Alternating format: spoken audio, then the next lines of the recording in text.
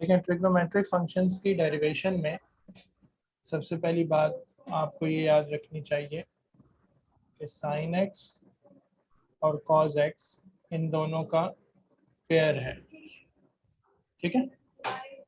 अब मिसाल के तौर पर आपको डिफरेंशिएट करना है साइन एक्स को, तो पहली बात यह है कि साइन को जब आप डेरिवेट करेंगे तो आपके पास आंसर में कॉज आएगा। क्या खा रहे हैं? ठीक है। और समीर माइक म्यूट कर दिखाओ। भाई माइक म्यूट हुआ हुआ मेरा। अच्छा, तो आपके पास जो है ना साइन के आंसर में कॉज आएगा, और ये जो ऑपरेटर है ये एंगल के लिए मूव होगा, यानी उस फंक्शन के लिए जो एंगल में लिखा होगा। एंगल में सिंपल एक्स लिखा है तो आपके पास इसका आंसर 1 हो जाएगा। तो आपके पास ये बनेगा cos x इंटू 1, तो फाइनल आंसर cos x आ जाएगा। ठीक है। बिल्कुल इसी तरह से जब आप डिफरेंशिएट करेंगे cos को, तो cos के आंसर में साइन आएगा और ऑपरेटर मूव होगा एंगल के लिए। बस इसमें एक बात आपको याद रखनी है और हमारे सर ने बताई थी कि c जो है ना यहाँ पर cos, c फॉर आप जहन में रखें चेंज। तो चेंज में ये होगा कि साइन जो है ना यहाँ पर जो आंसर आएगा उसमें चेंज हो जाएगी, नेगेटिव हो जाएगा। और हमें ये भी बताया था उन्होंने कि एस की ट्रिक ये है कि आप एस फॉर सेम याद रखें। तो साइन का जो आंसर आएगा वो सेम पॉजिटिव ही आता है। कॉस को जब आप डिफरेंशिएट करेंगे तो नेगेटिव आंसर आएगा। तो साइन के आंसर में कॉस आएगा, कॉस के आंसर में नेगेटिव साइन आएगा, और ऑपरेटर उसी तरह से एंगल के लिए मूव होगा। एंगल का आंसर यहाँ पे 1 आ जाएगा, तो इसलिए derivative of cos x is minus sine x, ये आपका आंसर है। ठीक है। जैसे d upon d x of sine x is cos x और d upon d x of cos x is minus sine x. अब इसमें एक सिचुएशन ये हो सकती है कि आपके पास लिखा हो D upon d x of sign A x, तो साइन के आंसर में उसी तरह से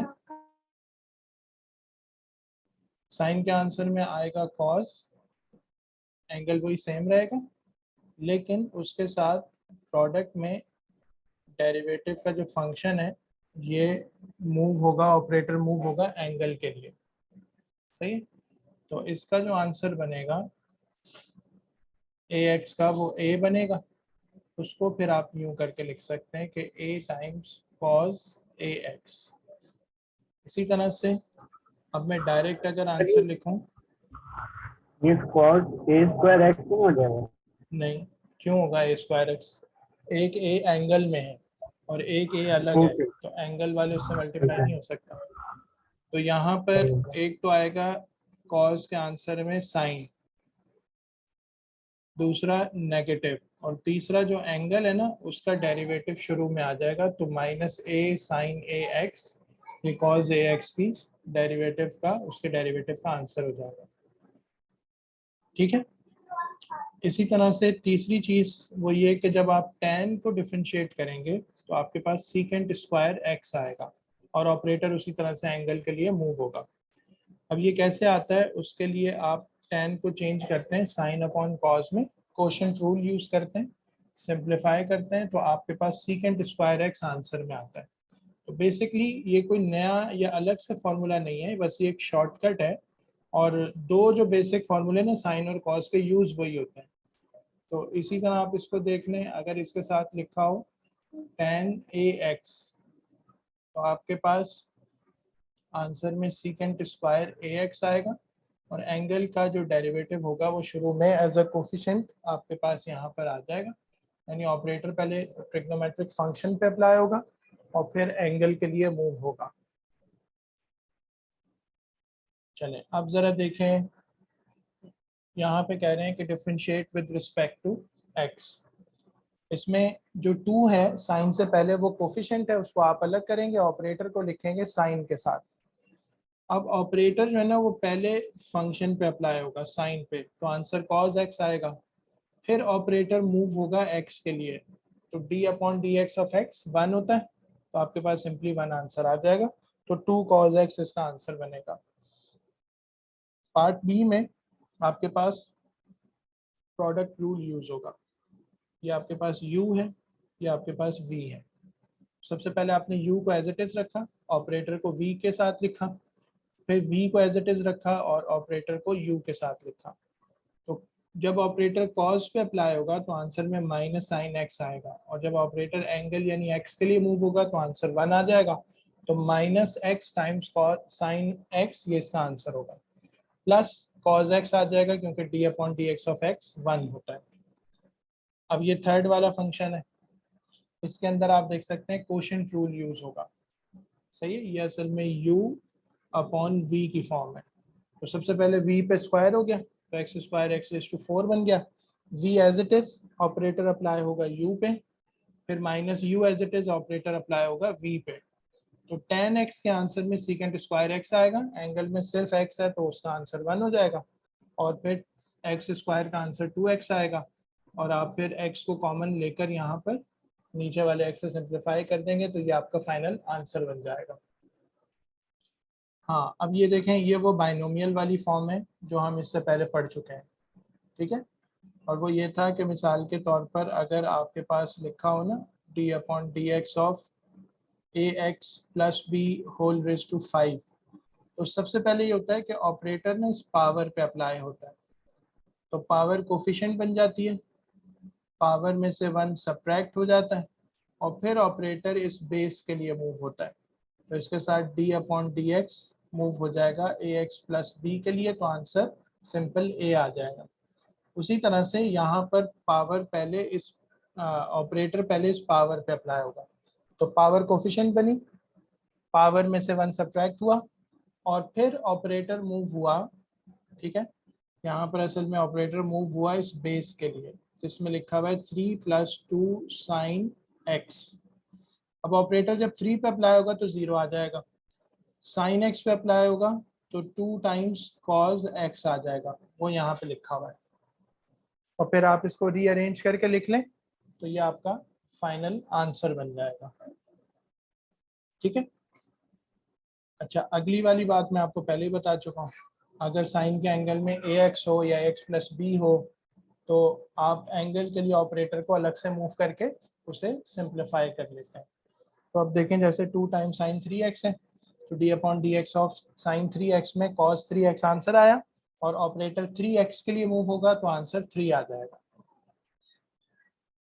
4x इंटू टेन 2x, यहाँ पे चेन प्रोडक्ट रूल लगेगा, वो अप्लाई करके आपने आंसर निकाल लिया। cos of some angle divided by x square, तो यहाँ पे कोशेंट रूल लगेगा, और कोशेंट रूल के हिसाब से ये सिंप्लीफाई होगा। और यहाँ पे भी आपके पास वही पावर वाला रूल है, तो पावर के लिहाज से आपने सिंप्लीफाई कर दिया। इनमें से कोई पार्ट मैं करके दिखाऊं, सी वाला कर देता हूँ, मेरे ख्याल में सी पार्ट थोड़ा सा देख लेते हैं, बाकी की तो आप आराम से कर लेंगे practice.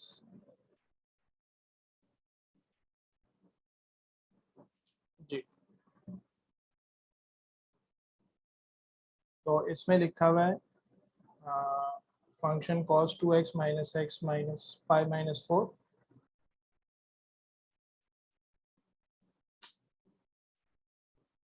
cos 2x - π/4 divided by x square, क्या आपका फंक्शन है, और इस पूरे को आपने करना है डिफरेंशिएट।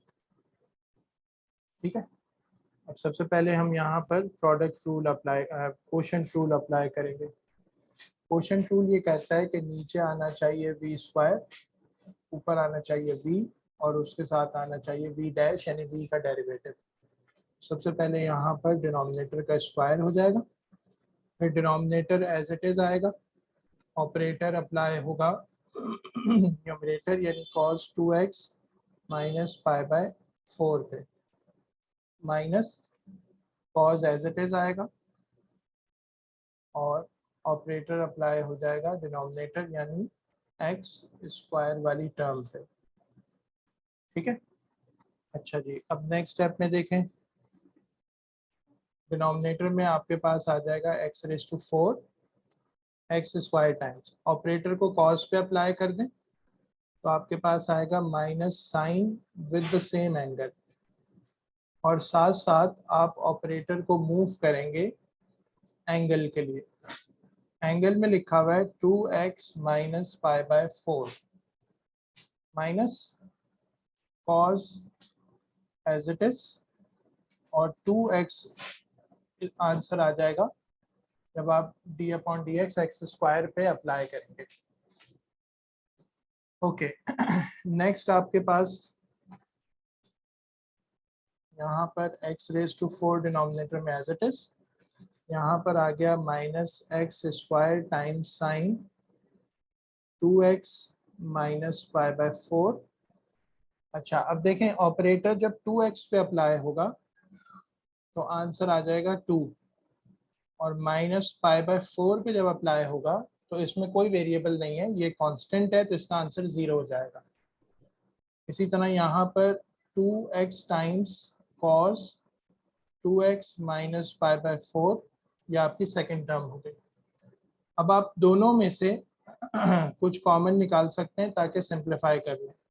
तो अगर आप 2x कॉमन ले लेते हैं तो आपके पास यहाँ बचेगा minus x times sine 2x minus pi by 4 minus cos 2x minus pi by 4, और डिनोमिनेटर में x रेज टू 4 है, एक x को कैंसिल कर देगा, तो आपके पास फाइनल आंसर यूँ मैं लिख रहा हूँ कि 2 टाइम्स, माइनस भी कॉमन ले लेते हैं, तो x sine 2x minus pi by 4 plus cos 2x minus pi by 4 divided by x cube, ये आपका फाइनल आंसर हो जाएगा। क्वोशंट रूल आप पहले ही पढ़ चुके हैं, सीख चुके हैं।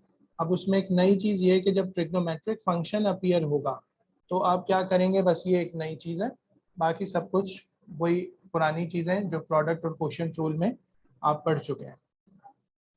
जब ये आपके पास एक्सरसाइज है, इसमें अक्सर क्वेश्चंस में ना आपको ट्रिग्नोमेट्रिक फंक्शंस नज़र आ रहे हैं, या उनके साथ क्वेश्चन नंबर 3 तक आपको एल्जेब्रिक फंक्शन का कुछ ना कुछ कॉम्बिनेशन बनता हुआ नजर आ रहा है। क्वेश्चन नंबर 4 में अब इन्होंने ये किया कि एक्सपोनेंशियल फंक्शन और एलएन वगैरह को भी साथ इन्वॉल्व किया, और बाज़ क्वेश्चन में ट्रिग्नोमेट्रिक फंक्शन भी इन्वॉल्व हो रहा है, तो वो भी आप प्रैक्टिस करेंगे।